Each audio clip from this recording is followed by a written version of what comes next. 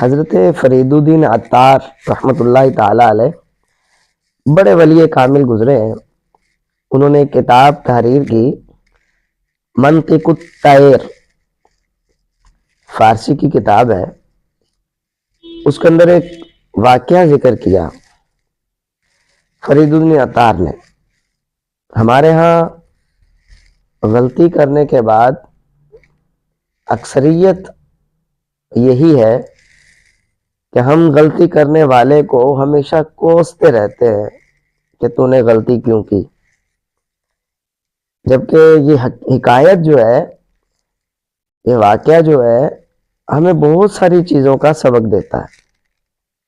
فرماتے ہیں کہ شیخ سنان ایک صاحب کمال فقی پیشوا تھے، اور اپنے زمانے کے تقریباً 50 سال انہوں نے بیت اللہ میں گزارے، 50 حج کیے۔ مطلب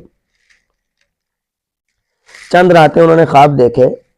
خواب میں دیکھا کہ وہ روم چلے گئے ہیں اور وہاں ایک بت کو سجدہ کر رہے ہیں۔ بڑے پریشان، خواب کی تعبیر شاید انہوں نے بیان کی۔ انہوں نے کہا کہ میرے خواب کی تعبیر یہ ہے کہ اللہ تعالیٰ مجھے کسی بڑی آزمائش میں ڈالے گا۔ وقت گزرنا شروع ہوا، شیخ اپنے مریدوں کے ساتھ سنان پہنچے۔ ایک دن شیخ، کیونکہ عیسائیوں کا یہ علاقہ تھا، شیخ سنان وہاں پر جب پہنچے تو انہوں نے دیکھا ایک کلیسا کے اوپر ایک دوشیزہ نوجوان لڑکی کچھ کپڑے ڈالنے کے لیے آئی یا وہ کسی کام کے لیے آئی، تو وہ جیسے ہی شیخ کی نظر پڑی تو شیخ اس پر فریفتہ ہو گئے۔ اللہ تعالیٰ کی کرنی۔ وہ دن گزرتے گئے، شیخ کے دل میں اس کا عشق بڑھتا چلا گیا۔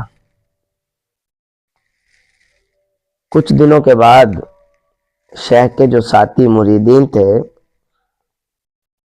انہوں نے شیخ سے کچھ باتیں کی، اور وہ لڑکی کہیں باہر نکلی بازار میں، شیخ بھی اس کے پیچھے۔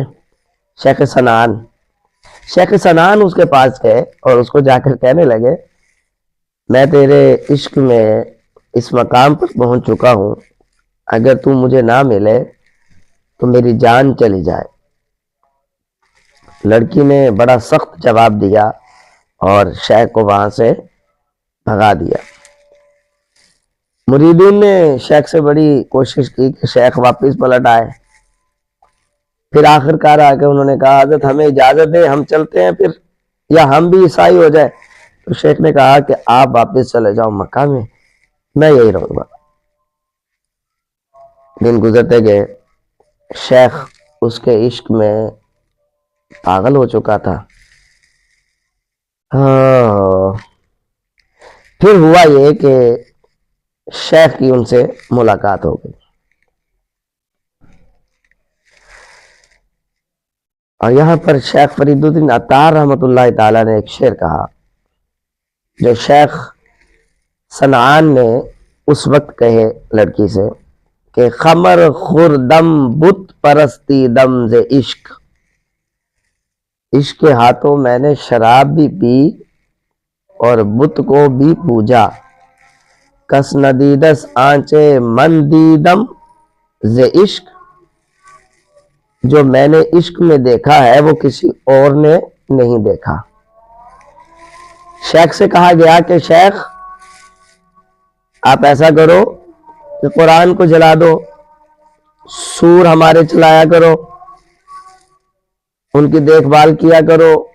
ایون کہ یہاں تک بھی ملتا ہے کہ شیخ جب سور لے کے گئے باہر چرانے کے لیے، تو وہ سور جو تھا، سورنی جو تھی، مؤنث جو تھی، اس نے بھائی بچے دے دیے، ان کو اٹھا کر لے آئے کندھے پہ بچوں کو۔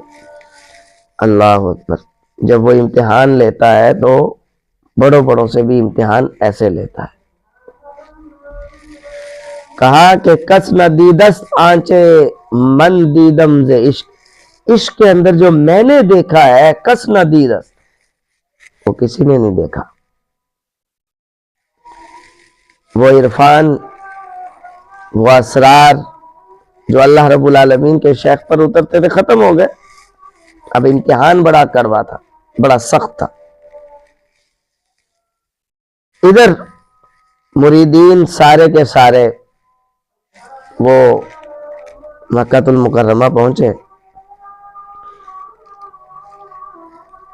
ان کا ایک ساتھی تھا جو وہاں ملا انہوں نے پوچھا بھئی شیخ سنان کہاں ہے، شیخ کہاں ہے؟ کہنے لگے کہ شیخ کو اس طرح معاملہ ہوا ہو۔ کہنے لگا اللہ کے بندو، تم نے پھر یا تو تم بھی شیخ کے ساتھ ہی عیسائیت قبول کر لیتے یا تم واپس نہ پلٹتے۔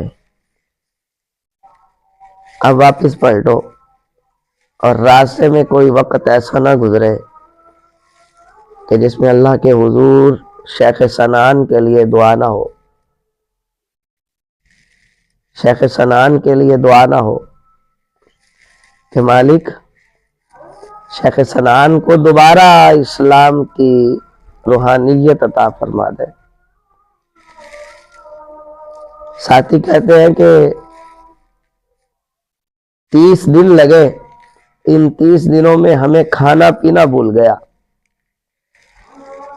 ہمیں نہ دن کا پتہ چلتا نہ رات کا پتہ چلتا، سفر کرتے تو آنکھوں سے آنسو چلتے اور بارگاہ رب العزت میں التجا ہوتی مولا ہمارے شیخ کو دوبارہ وہ تو عطا کر دے جو تو نے پہلے عطا کیا تھا۔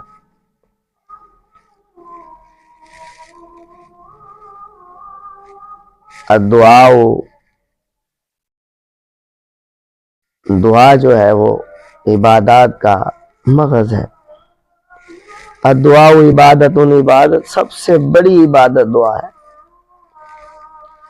شیخ سنان کے لیے دعاؤں کے لیے ہاتھ اٹھے، آنکھوں سے آنسو چلے، رب تعالیٰ کی رحمت میں جوش مارا۔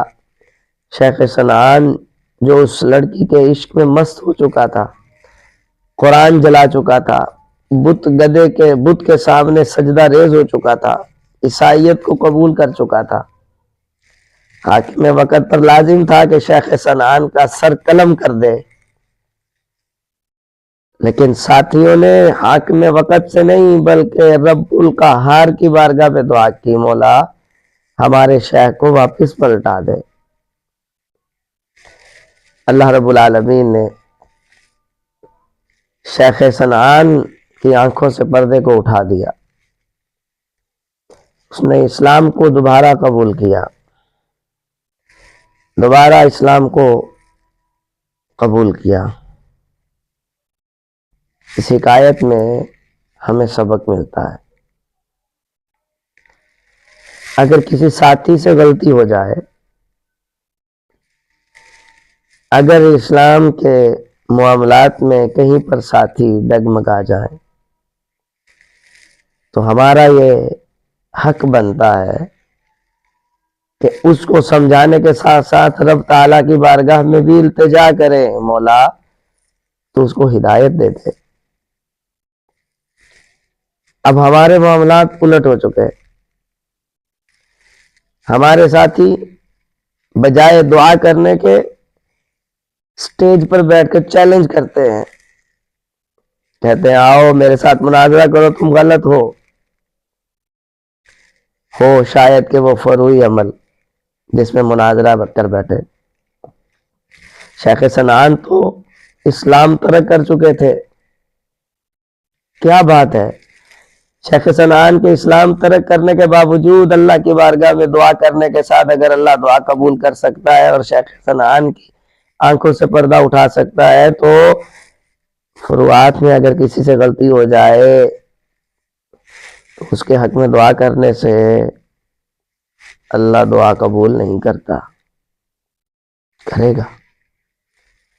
لیکن ہمیں کیا کرنا ہے، ہمیں شہرت تو نہیں نہ ہوگی، ہمیں کیسے شہرت نصیب ہو کہ شیخ سنان کی طرح ہم دعا کریں، وہ شیخ سنان کی طرح راہ راست پر آ جائے، تو ہمیں کون جانے۔ ہمیں کون مانے، ہمارا ڈنکا کیسے بچے، ہمارے معاملات کیسے چلیں، ہماری روٹی روزی کیسے چلے.